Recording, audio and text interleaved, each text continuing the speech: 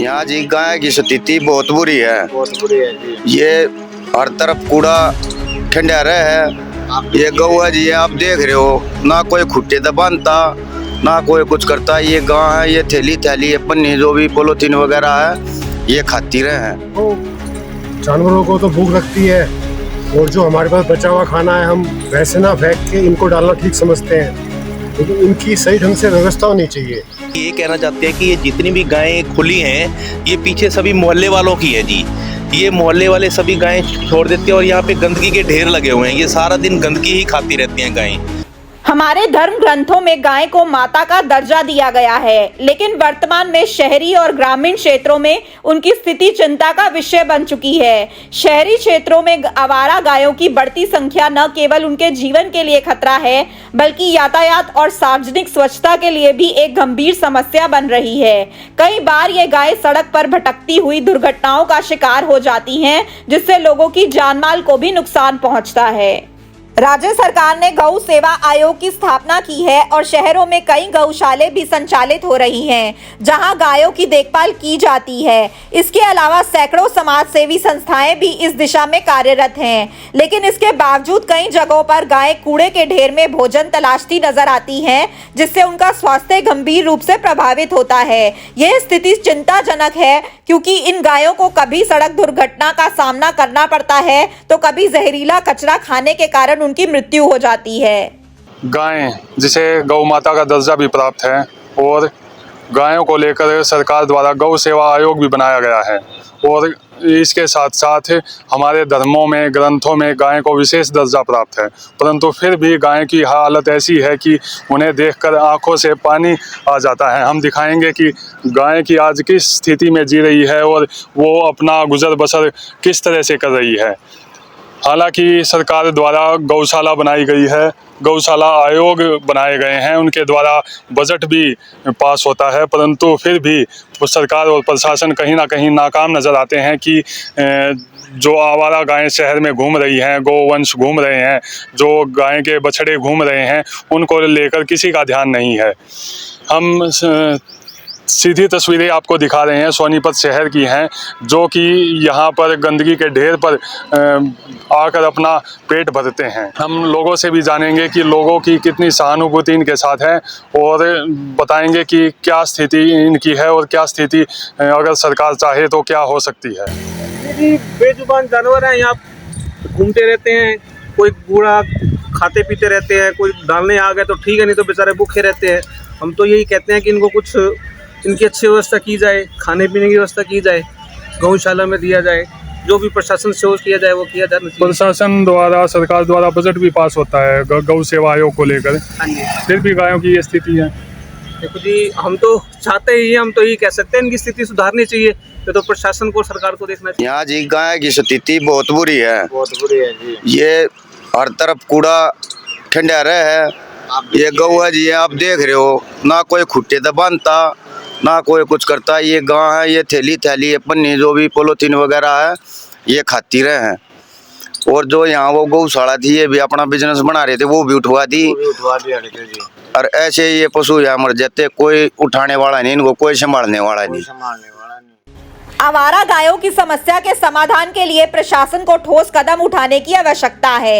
एक सुनिश्चित स्थान निर्धारित किया जाना चाहिए जहां इन गायों को सुरक्षित रखा जा सके और उनकी देखभाल के लिए उचित प्रबंध किए जाएं। इसके अलावा समाज सेवी संगठनों और सरकार को मिलकर एक प्रभावी योजना बनानी चाहिए, जिससे गायों के भटकने की समस्या को दूर किया जा सके।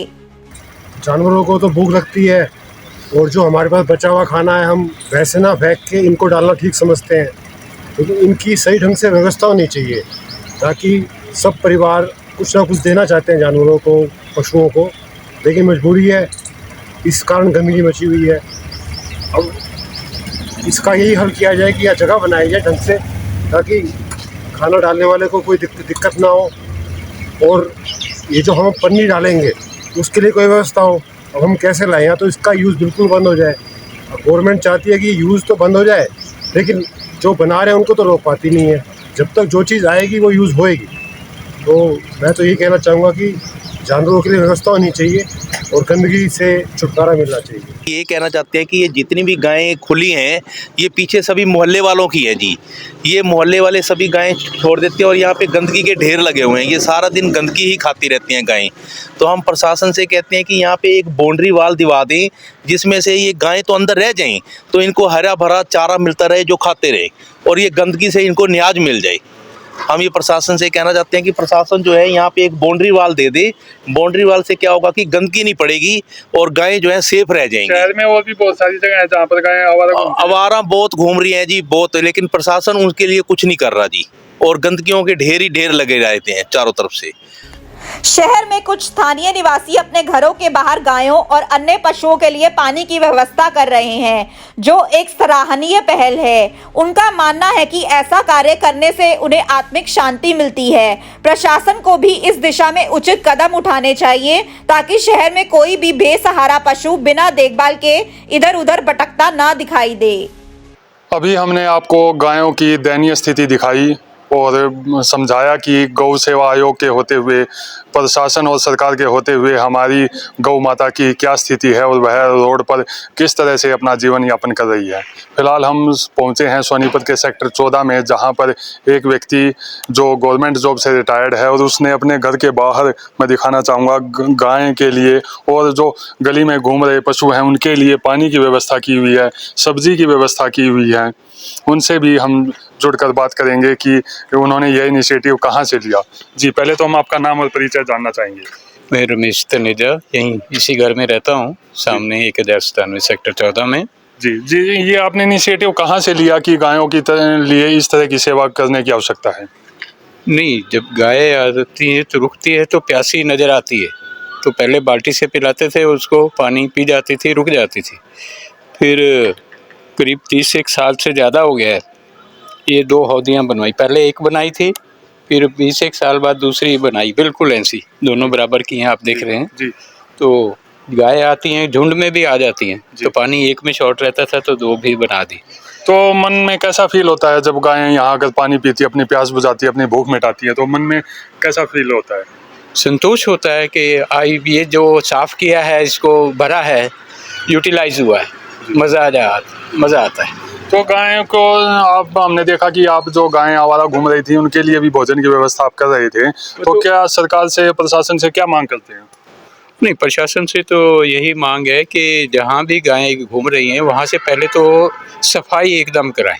जो भी खिलाना चाहे उनको उस साफ जगह पे तो एटलीस्ट उनको सर्व करे, चाहे रोटी खिलाए, सब्जी खिलाए या कुछ गऊओं के खाने लायक कोई भी चीज़ रखना चाहे गाय के आगे, तो वो जगह साफ हो।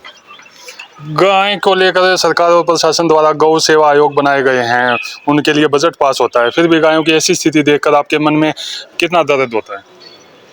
तकलीफ तो होती है।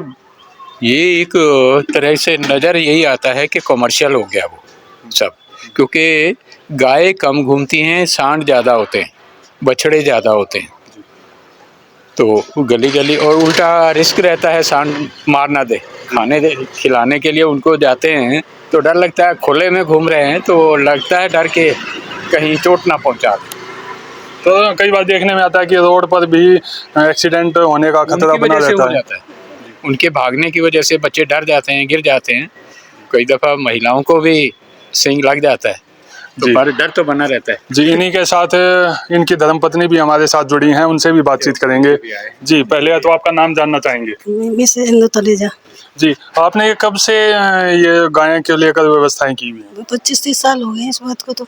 जी, आपके पति गायों को लेकर बड़े ही दिखाई देते हैं कि उनकी सेवा करनी चाहिए, तो आप कितना साथ देती हैं? पूरा साथ देती हूँ।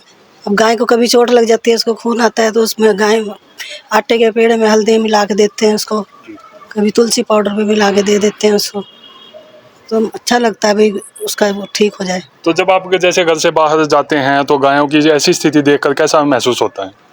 मैं तो कम जाती हूँ असल में, ये ज़्यादा जाते हैं, इनको पता है कि भाई क्या गाय की क्या कंडीशन है जी, ये जाते हैं ज़्यादातर।